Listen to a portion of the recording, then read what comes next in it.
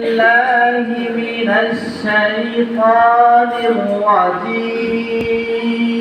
أعوذ بالله من الشيطان الرجيم أعوذ بالله আটা কি হবে পাতলা হবে মানে এরকম মোটা না أعوذ بالله من الشيطان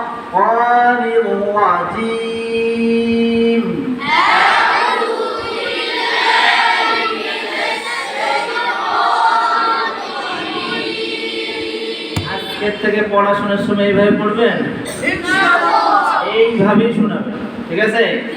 কমপক্ষে তাওস্তাসমিটা এইভাবেই বলবেন ঠিক আছে أعوذ بالله من الشيطان الرجيم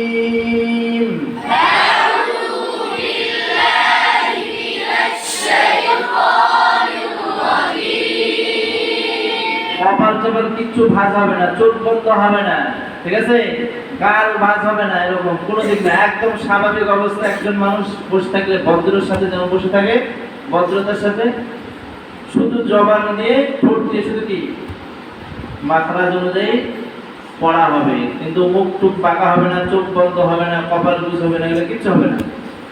أعوذ بالله من الشيطان الرجيم أعوذ بالله من الشيطان الرجيم بسم الله الرحمن الرحيم بسم الله الرحمن الرحيم بسم الله الرحمن الرحيم